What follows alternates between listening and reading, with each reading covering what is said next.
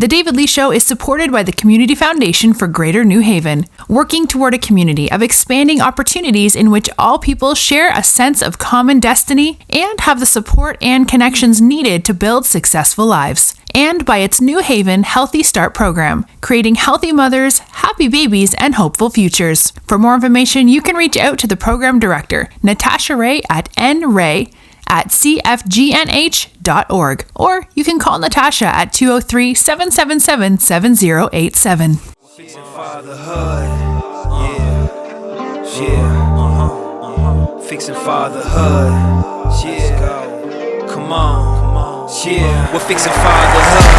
Know what you said, it's gonna be like work. We want to recognize what they life's worth. We will rise up, it's what you signed up. Be a strong dad and provide love, fatherhood. Hey, welcome to the David Lee Show. This is your host, Dr. David Lee Asbery. Listen, if this is the first time you're listening to the David Lee Show, I want to thank you so much for stopping by. The David Lee Show is sponsored by Fixing Fathers Incorporated, where fathers help fathers to be better fathers, Men's Resource, where it's great to be a dad, and McKay's Custom Clean. That's customized cleaning for your individual needs. Now, you guys heard the plug in the beginning, the Healthy Start plug. We got a partnership. We want to thank Natasha Ray for this wonderful partnership that we have with Healthy Start, working together with for healthy mothers, happy babies, and hopeful futures. And this is a perfect segue to introducing my guest for today, the president and CEO of Community Action Agency of New Haven, all of the regions. He's doing it big. Brother Amos Smith, how are you doing, man? Thank you for doing this. I'm doing great, Dr. Asbery. Oh, man, I am just so happy I got you, man. Shoot. I just want to thank you. I'm in awe. We see you. We see what you're doing in the community. We love what you're doing in the community. And me, myself, I am following and trying to emulate what you are doing in the community. And it's real, man, and it's real. So thank you so much for all that you do, man. We're just being servants. Yes. So why don't you talk to me about your connection with New Haven Healthy Start? I have a special connection with New Haven Healthy Start. So when New Haven Healthy Start was funded in 1998, I was the person hired to manage the New Haven Healthy Start program, and I hired Ken Harris as the director. Right. Okay. And we've been doing it ever since. Yes. And so I have a long sordid history. I hired Ken out of Boston. Ken came in. We started a fatherhood program right after. Within 2 years, we were way ahead of many people in the Healthy Start movement, but we were part of the whole fatherhood national movement back in 2000. Right. 2000. I eventually I was the director of health grant making at the foundation, and the principal investigator for the Healthy Start program. So I go way back, and currently we actually, at the Community Action Agency, run a Healthy Start outreach and case management program for Healthy Start among the number of programs that we run. So Healthy Start is still in our blood. Wow. So yeah.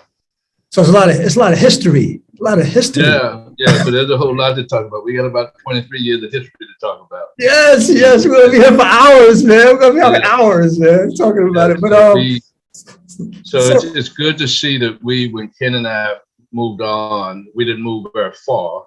Right. But we moved out of that place and basically nurtured the growth to be able to carry the leadership that you see now with Natasha and Rodney. Right. Having been neophytes when we were starting and growing and strengthening themselves. And that's essentially the way that we wanted to run the program. Mm-hmm. We wanted to serve this community by using people who were committed to the work, people who understood the community, understood many of the challenges.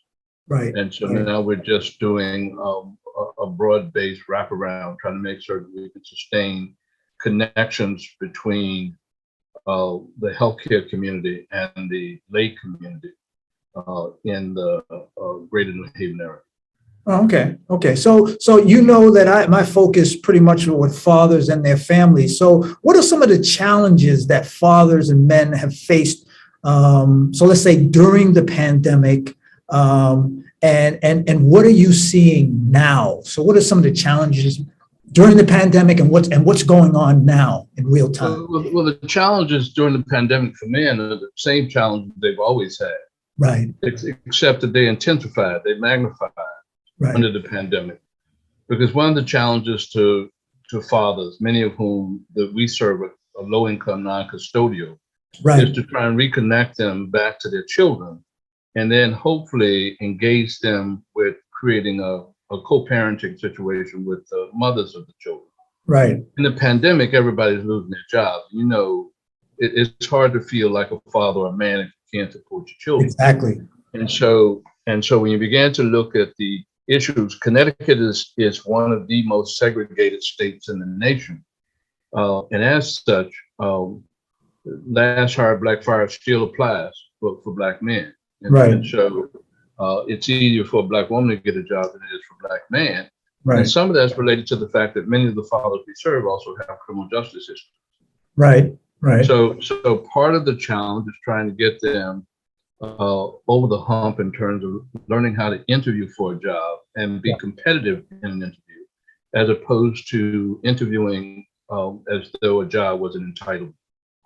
And so training people that in a heavily devastated economic economy, work has always been important, but it was no more important than it ever been, because under the pandemic, people were competing for resources. Right. And interestingly, because the federal government did a lot to put money in communities, you had more money chasing fewer commodities, but you also had employers who had money to hire people. Right. But people got a lot of jobs and then they lost them because a lot of fathers, a lot of low-income fathers missed obtaining the skills they needed to sustain jobs. They could get them, couldn't sustain them. Some of that has to do with mental health issues. Some of that has to do with poor preparation. And some of that has to do with just lack of motivation, never having been trained. And by the time that many of our fathers get serious about work, they're already in their 30s. So they've lost meaningful time on younger people who are coming out that are better educated, a bit more focused. But what I found, Dr. Asbery, is that many of our black men, whether they are college educated or not, are not getting the kind of support and that they need to figure out how to compete in this country. And one of the things that, I think that I've had a chance to look at some of your other interviews, and it was important for me because I had a father in the home, but I grew up under Jim Crow, where I saw a lot of fathers. I saw a lot of fathers, and I saw black men and women who were working. A lot of kids today grow up in neighborhoods where they don't see people go to work still. That has an impression on you when you're seeing your dad get up every single morning. That's what, and then in your head, that's what you're supposed to do. It's not a thing where it's not an if. It's not an if. Well, maybe I might work. No, it's like, that's what my dad did, and I'm getting up too. I'm going to be getting up early in the morning and getting to work on time. Yeah. And so the other thing that we challenge, psychologically, mentally, is that young people these days, young men, and I'm talking about men in their 20s and 30s, they're with their partner, not with their partner because they either like them, they're with their children because they don't like it, they're not with their children because they had some issue. Well, one of the things we learn in the fatherhood work that we do is that you support your children because it's an obligation. Because we're human beings, we don't always love the people we're supposed to love every day. Sometimes they piss us off, but we have an obligation. That's right. You see what I'm saying? So there are some days when, we marry, you have people that have been married for 50, 60 years. They'll tell you there are days that piss each other off. You just can't run away from somebody because you don't like what they did on a few days. Right. So teaching people to exercise and to pull the strength of resilience. And to really understand what it means to the child to be re-engaged and involved. And we've been able to work with some men who've actually, through the program, reconnected not only with their children, but their children's mother.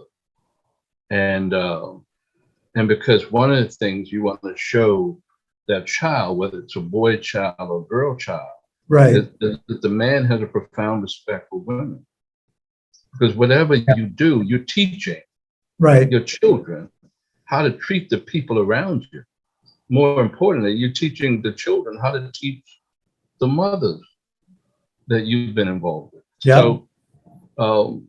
So some of the challenges is just trying to get people to slow down. Right.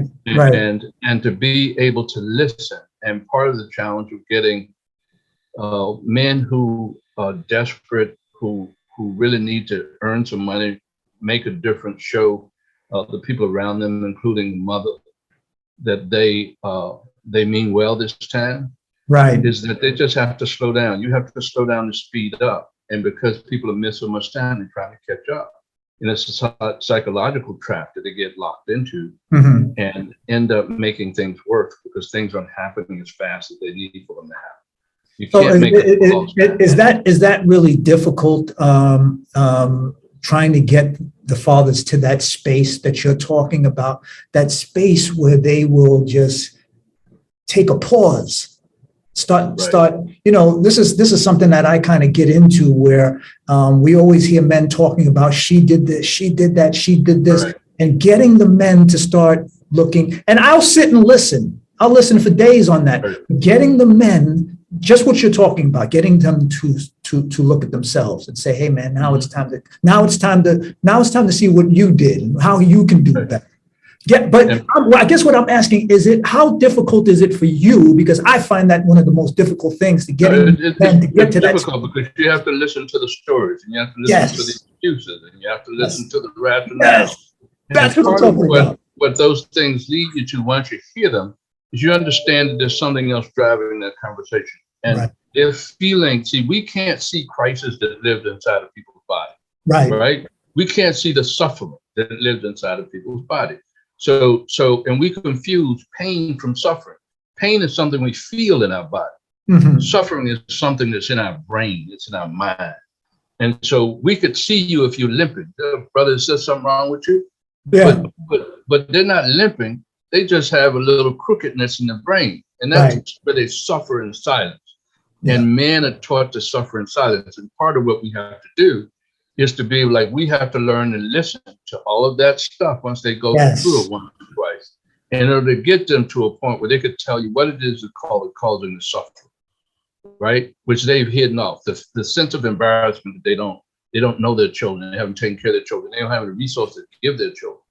And if they do, they then disappear because they don't have anything left after that. And so part of what we have to do with young men, sometimes older men, is helping them to understand in order to speed up, you got to slow down. Right. And you got to clean out. You got to clean out the garbage in the brain. Yes. Because this country has played a mean and strange game with the minds of Black men. Yeah. In relationship to who we ought to be to our family and our community. And as a result of that, we got to help people understand who they are within the context of all the conflict. For instance, and I'll give you an example, Dr. Asbery. We're listening to a new cliche that's called racial equity. And in the face of a lot of the national fighting where states sanctioned by governmental people who are in leadership trying to make certain that Black men and women can't vote. Right. So they got to be able to figure out, should I be in the system? Should I stay outside the system? The system don't want me. I shouldn't vote. And so all of that's intentional. We have to help people understand that whether they participate in politics, becoming civically involved is part of your duty as a parent, right, and part of your stewardship. So now we're talking about how we get people not to just take care of their children, but about how to be leaders in their community, so that their children see a father who's not only just my father, he also cares about keeping my community safe. Exactly. And to some extent, if we can actually reach the men that we serve in the way that we want to reach them, then we solve part of the problem that we have about the lack of safety in communities that we see. So Right. So these men move on and they start doing the work in the community. They start doing the work that you're doing and that I'm doing. And they're empowered and excited about it. That's the thing. They're excited about it. Yes. They understand it. So yes. And so they see you as a role model without you having to be next to them because they've had contact with you. Somebody asked me, do you know Dr. Asbery? Before I even met you. Asked me 2 weeks ago. Young man, we just, you know, Dr. Asbery? I know him. I know him. I've never met him, but I know him through Ken. I know him through Natasha Ray. Exactly. So I knew Jesse Jackson when I didn't know Jesse Jackson. Jesse Jackson was my role model a long time ago. And one day we were sitting in Washington at a Healthy Start conference, sitting at B. Smith, getting ready for dinner. And I was talking about Keep Hope Alive, and here comes Jesse Jackson walking in. And everybody at the table just got up and started laughing and shouting and called him over. Because he'd always been a role model of mine. Yeah. You know what I'm saying? So you know him. Right. You know him. You don't have to meet him. Right. So you're trying to pass on to these men as fathers what it means to be of good deed and honesty and integrity. And when you build those characteristics into who you're being as a person, you'll come around to knowing and understanding what your role and your obligations are. Yes. That scene in Fences where Denzel asked his son, why do you think I take care of you? He said, because you love me. It ain't got nothing to do with love. It is my obligation as your father. It's my responsibility. Yes. And so we have to be able to separate out feelings from what your duty and your role is to that mother, whether you're with her or not, and to that child, because you help seed it. So, exactly. You know, that's what we have been doing with Healthy Start. That's what we do with the Community Action Agency, and then we try to make certain that the resources that men and families need, that we can help them gain access to, because this is justice work. This is God's work. Yeah. So that's a perfect segue into to some of the barriers that some of the men are. So when you say we try to help them, what are some of the things that we are trying to do to help them? What are some of the things that they are reaching out for, the needs? Well, most men said that they just want to have somebody help them get started. See, and part of what happens is that we've not in the African American community, to the extent that we should, developed a reach back program sufficiently well enough so that we can identify and help people when they really need it, as opposed to those of us who go to college, put ourselves in a position and we're standing right next to somebody else who went to college and was there at the job before them. And they said, okay, I want to mention you. So we try to do, as part of the fatherhood, our program is called the Father Factor. Right. So we try to go out and help people understand that they have needs that they don't know that they need yet, because simply they've lowered their expectation about what it is they need and want in the world. And so barriers end up being, as they are for many, access to employment, access to money, and then once you get a job, access to meaningful employment, not just employment. Like, for instance, it's hard to support a family in Connecticut off of $13, $14, $15 an hour. Yet minimum wage, required minimum wage next year in Connecticut will be $15 an hour. But because we believe that we're doing justice work, we tried to push our numbers much ahead of that. And then we're helping people with understanding how you budget the money that you have. Right. But more importantly, if you're not a baller, stop trying to live like a baller. Right. You see what I'm saying? For material things, you got people trying to live like, dress like, and look like a baller. You ain't no baller. You ain't gonna never be no baller. Right. You gotta live within your means. So part of this is about trying to help men the barrier understand what the old Carl Rogers, the introduction to counseling, Carl Rogers used to call reality therapy. People just need to have straight talk and be told, look, you're not a baller. Stop trying to live like a baller, living above your means. You can live much better. You'll be much happier if you don't add that stress to you and become so materialistic. Right. And so because when people fall behind, they believe it's like a race where you could just, if you run fast enough, you can catch up. In this world, once you fall behind, you're more likely going to stay behind. Yeah. And so we try to help people to understand what it takes to keep up, so you don't have to catch up.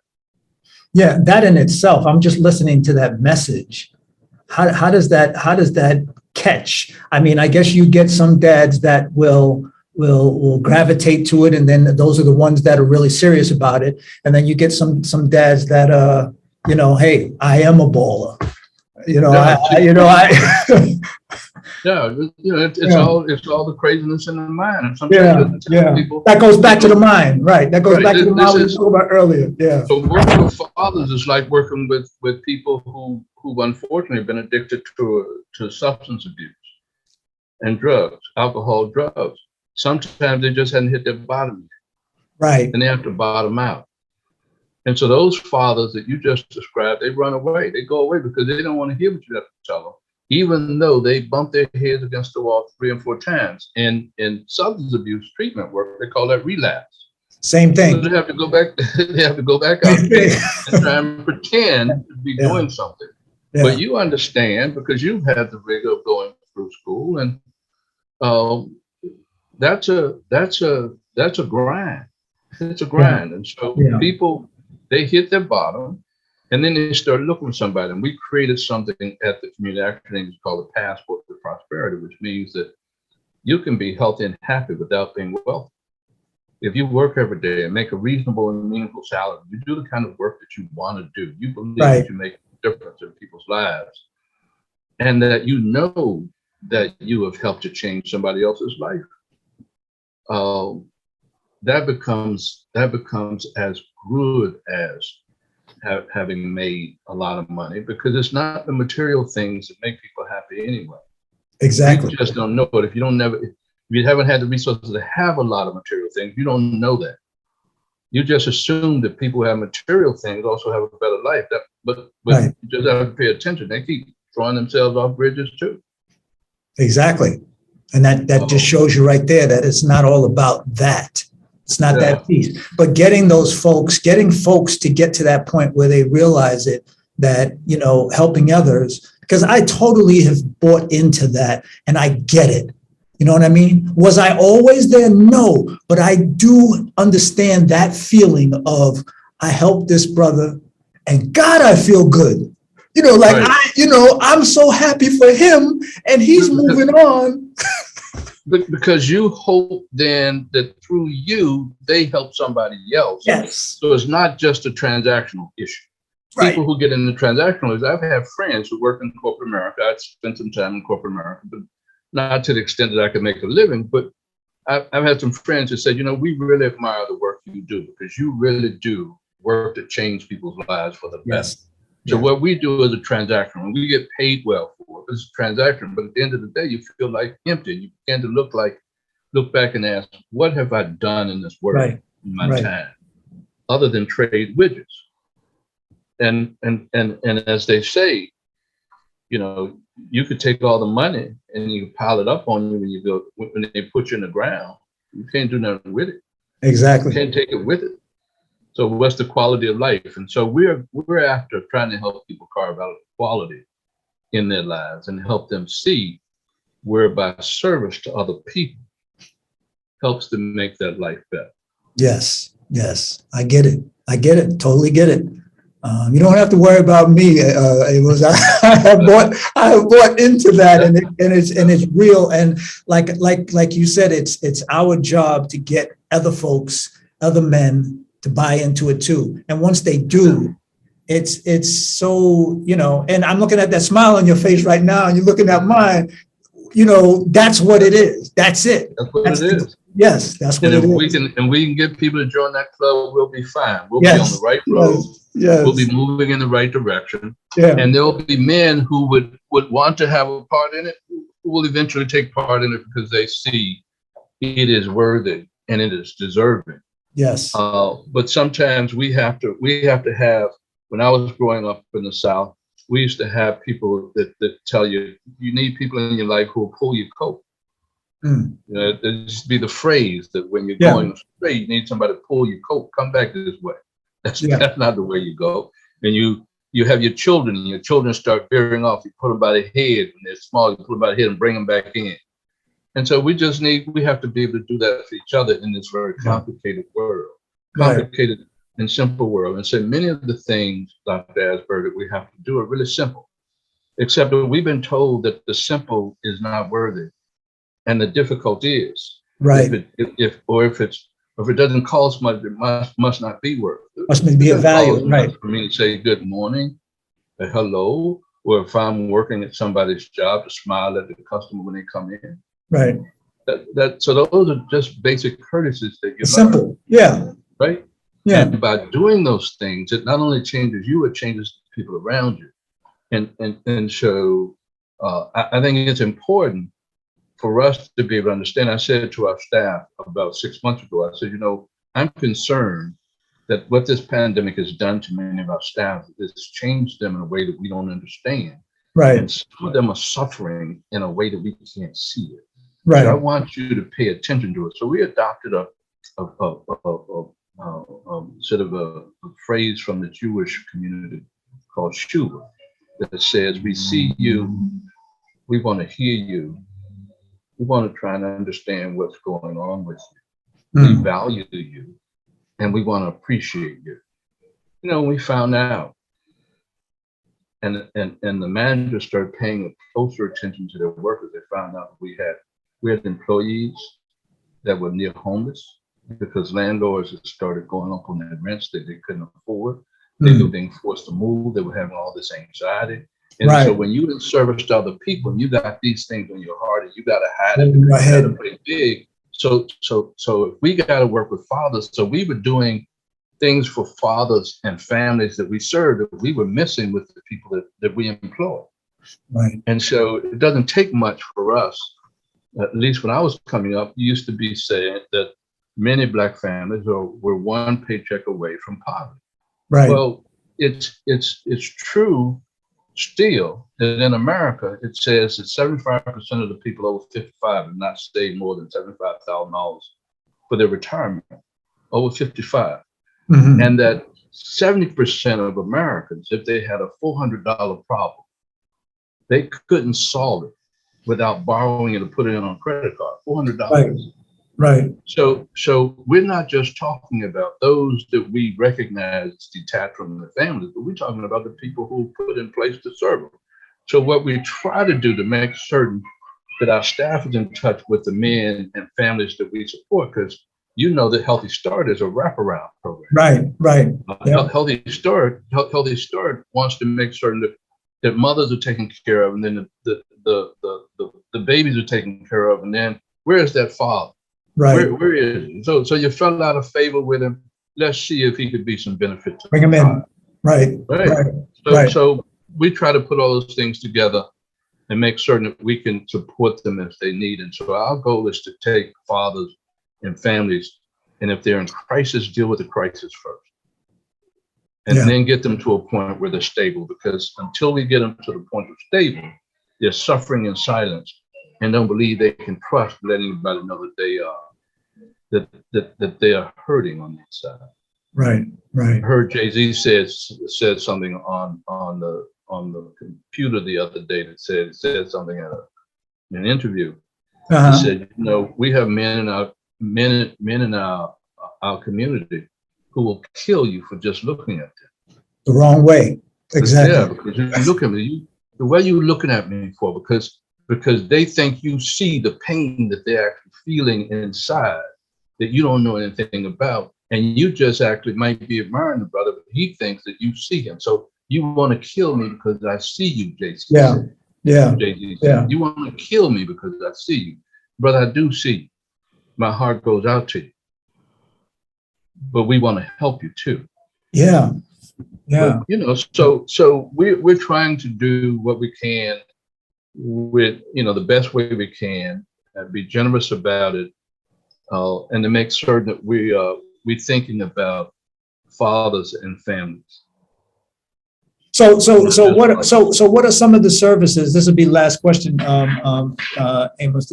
What are some of the services that that Community Action Agency of New Haven? What offering to fathers and families? What are some of the things what's some of the highlights, things that if that person is listening now, they say, oh my God, I need to call up and sign up because I can get this, I can get that. So what are some of the services? We help people figure out how to solve their basic needs first. Mm-hmm. One's how to get food on the table, how to get a place to stay, because many of the fathers, when they come to us, are homeless. They're couch surfing. So how to deal with the basic, we have a structure that looks at from crisis to vulnerable to stable. So once we get you stable, we know that we can work with you. You stay with us long enough to get stable. So then we provide rental assistance. We provide down payment assistance. We provide for men who lost their jobs or women who lost their jobs in the pandemic, but own a home because they lost their job and the jobs didn't come back. We can help families right now with mortgage assistance who are in arrearage up to $30,000. So we can pay back $30,000 of their arrearages to try and make certain. If we deal in this pandemic, it's had us deal with a larger number and a different kind of clientele who, because they became deadbeat, right, because they were dead broke, right, ended up having to separate from their significant family members. We also provide case management. We provide budget assistance. We help people try and figure out complications in their money and how to make good on their on people they owe. But one of the things we want to do, Dr. Asbery, is to help men understand that if you have obligations, you take care of them, no matter how deep they are, no matter how much it is. You want to own those. When you own those, and you accept responsibility for it, and you make a commitment forward, there'll be somebody somewhere else out there who will help you because they see you on the right path, doing the right thing, and those things will get solved. But you got to be authentic about it. You got to be honest about it. The only way you can do that is to get your mind right. Right. And I love that phrase that you just said, I see you.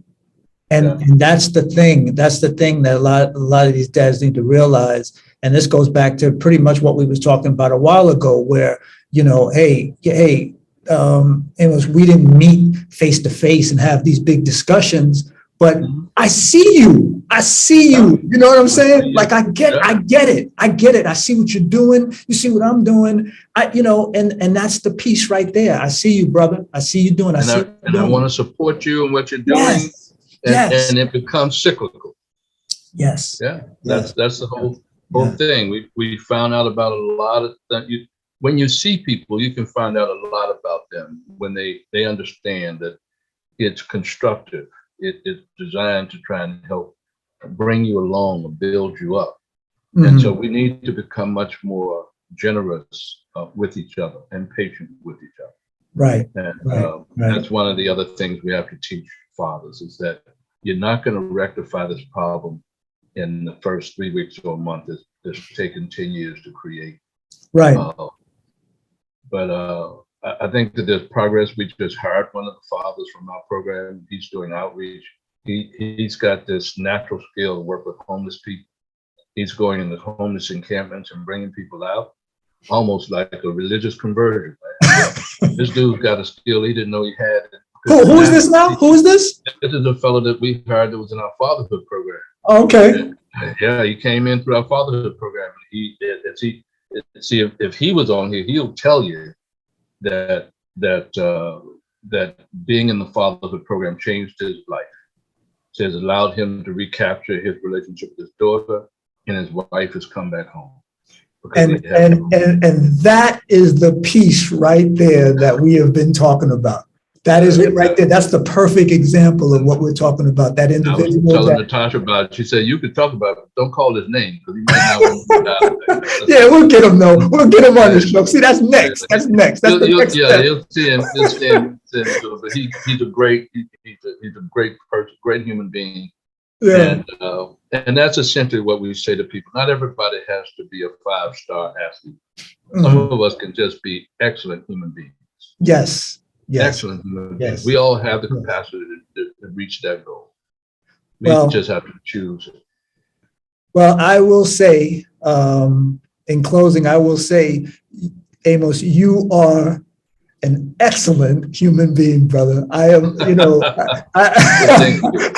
I am, like I said, man, I am, I see you, and I watch you, and I hear about you, and and I try to move like you. So it is what it is. I'm going to get mushy. I'm going to get mushy right now. It's okay.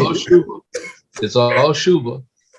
Yeah, that acronym for I see you, I hear you, we understand you, value you, and appreciate you. Yeah. And that's essentially what we're trying to do, because people get so wrapped up into their own lives and their own livelihood that they forget about whatever else is happening around them.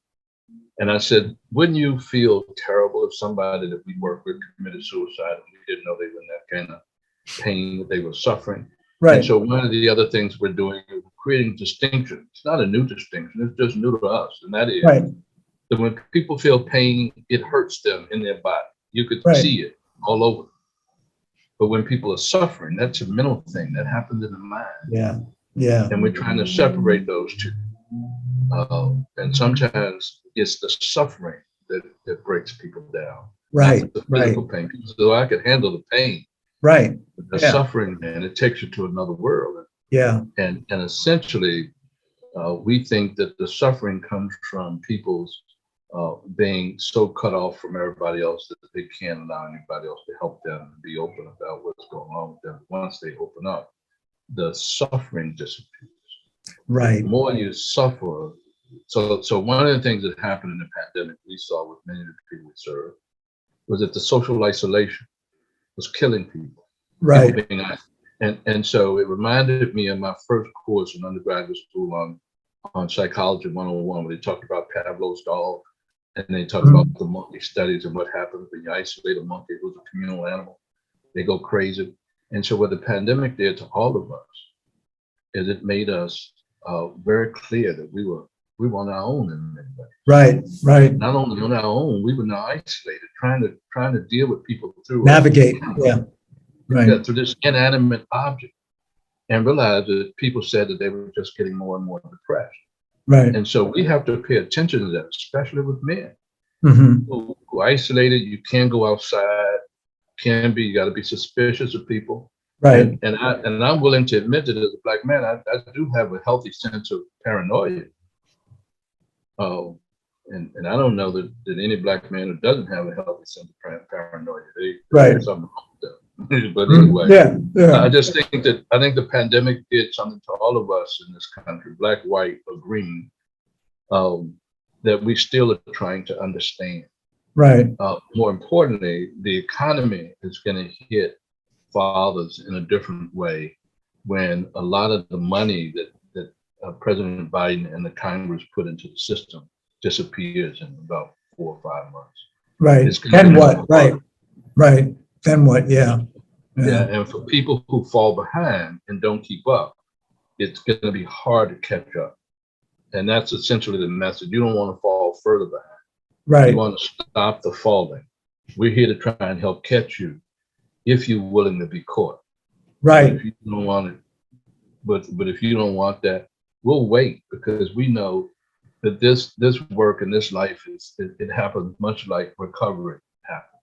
Right. Once you hit your bottom, you always looking for somebody to help, and we're going to be So if now is not the time, you still have that opening, because you know, Amos, that perhaps you're going to be back.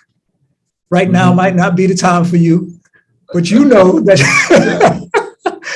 Hopefully you're not back. Hopefully you don't come back. But when they hit that bottom, they'll be back. Yeah. So if people can't work with us, we'll find a referral for them. Right. We provide a lot of services, and although we don't provide, see, we're the one agency in this greater New Haven community who, when a person comes to us, we don't say we don't do that. So a lot of agencies says, well, we don't do that service, and that's all. That's going to go away. We don't do that. Right. If a person comes to us, so we can identify that they have a problem that we don't do. We're obligated to then make a referral to somebody else who does it. Find so you someone. don't run them around as quick Right. as possible. Get them connected to what they need as quickly as possible. That's the other thing we do with fathers and families. I was sitting at lunch today, and the waitress was a young woman who was pregnant. And so Right. she was giving me all kinds of bad treatment. I said, you gonna give me the bill before you gave him the food? She just, I just don't want to hold you on when you're ready to leave. Anyway, she finally came back. She must have felt a little guilty about it. She came back and started. I said, you pregnant? She says, yes. I said, how far along? 6 months. I said, you know about Healthy Start? She says, no. I said, well, Healthy Start can be helpful to you. She said, every little bit helps. She said, I don't know anything about it. Let me tell you about it, and then I'm going to have somebody call you.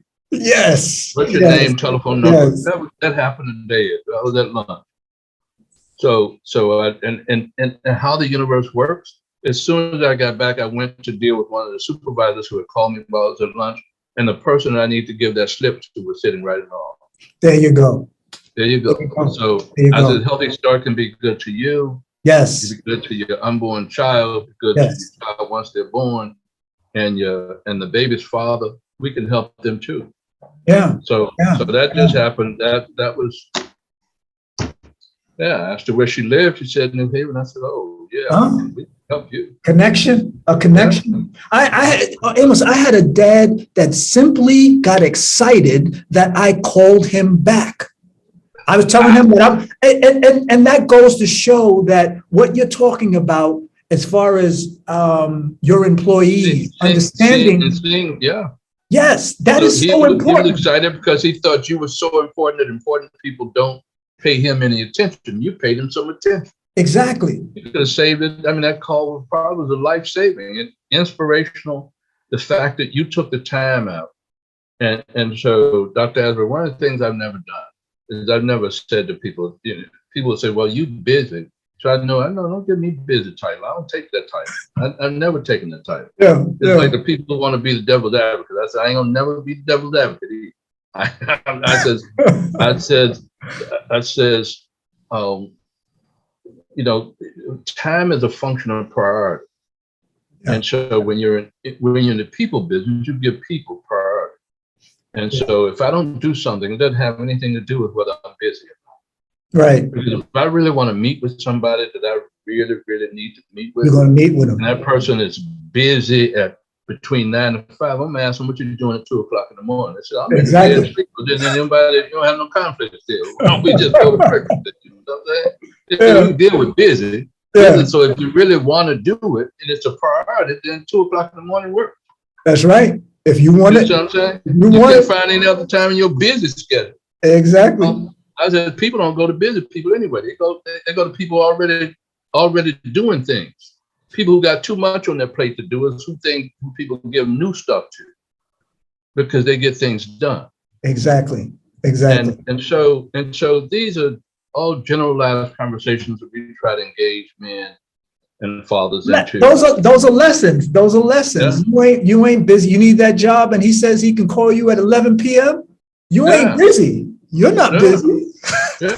So and it's a matter of just trying to figure out how to prepare. So we also prepare people for interviews. How do you go to interview and how do you dress for an interview? Right. It's amazing how unprepared people are. Right. We take that. We make that assumption. Oh, he knows that. But no, he doesn't know that he shouldn't be chewing gum. He doesn't know that, and this happened to me. He doesn't know that in the middle of an interview, he should be picking up his cell phone. Picking up the phone. There's a guy that took a call while I was interviewing him. I couldn't believe it. He took the call. I saw the phone ring. I was waiting for him to just swipe it off and say, I apologize. He took the call, man. He took the call, yeah. So like employees, that's what you if the phone call from your wife or your children, fine. Family thing, because that the families get priority. Yeah, yeah, But you can't be taking calls from anybody else, and you're yeah, at work. This is where you're supposed to be. yeah. And at work, the most important thing, if you're in the room with me and I'm the boss, then who you need to accept another call from unless you're looking for a job? Can help you do that. Yeah.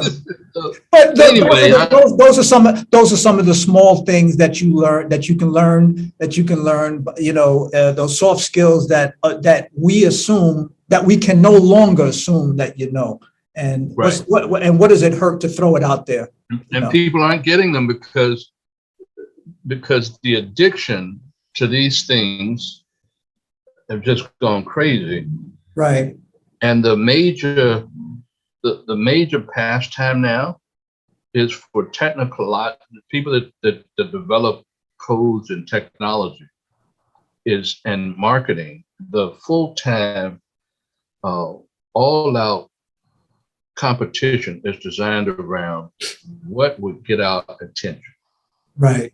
And in this world of every 3 seconds, we get distracted with these things. Yeah. It's all about, so our attention, your attention and my attention is becoming a commodity. Yeah. It used to be a particular product, but right now everybody is marketing to our attention. Yes. See if we could shift it. And I'm just reading a book that says that that they've done a study to look at whether or not it was possible to sit in a meeting for an hour and not be distracted, and realize it's impossible in this world for a person. Yeah. The fact that these days, 50% of whatever you say to people, they miss. Right. And so I was going to test this out with the staff by asking them to, during our next staff meeting, that every time they get distracted, just write down what it was that distracted them during our meeting. And then just, if they're going to be honest about it. And I started thinking about it. And so in order to say, you can't just make a commitment to change, you have to train your way out of it. Right. You have to train your way, because we've been trained to look at our phone every second. It's not raining, we're not talking. Yeah. So when people tell me to hold on when I'm talking to them, I hang up. Yeah. I get it. I get it. I don't hold on. Hey, Amos, you and I are the same way. I have such a problem when I'm on a call. I'm on a call with you and another call comes through. My mind just says, I can't do that to you. I can't do it. You know what I mean? No. There's sometimes where my wife calls me and I see her and I'm talking to somebody and I can't do that to the person. And she goes crazy. Why couldn't you put them on hold? I feel as though it's disrespectful, first of all. I just feel it's disrespectful. But she will put a person on hold for 3 minutes. Nope. I won't be there. You would hang up. I'm gone. That conversation is finished. Hey, I learned something today. I'm going to try that, man. Yeah, because it's a basic respect. We can say, look, let's talk later. Don't put me on hold because you found something more important to do. Or you think, that. So we don't even have the luxury these days because of these things. Yes. It's like the craziness used to happen before cell phones would be that when I was younger and dating, and a woman said she was going to call me, we walk by in the house and just look at the phone and see if the phone's going to ring. Right. Yeah, that's now it. we pick it up and look at it. Third hand. Repetitive. It's out. Yeah, and then when the phone rang, people break their necks to get from one side of the room to the other before the thing stopped ringing, because we didn't have got to the point where, we had to grow up into the call ID. Yeah. Call ID, and now we can see people. I remember in the 70s, they were talking about they're making phones that you could actually see the person on the other end. It's like, nah. No way. So young people, really, especially young people that we employ and that we work with, really like hearing about this, because the only way you pass down the stories about how not to be and what you want to be is through the stories that people tell. Right. And I don't know that we have a whole lot of storytelling going on in families these days. Right. Because a lot of that used to happen at the dinner table and on Sundays. Right. Yeah. People go to church and even fewer eat dinner together. Exactly. Yeah. So it's it's a different world. It's a different world. Yeah. So, thinking about, I always think about, well, what are we trying to do? Does it make sense? Trying to help rebuild families. Does it make sense? And I ask myself that question, and I keep answering, yes, it does. Mm.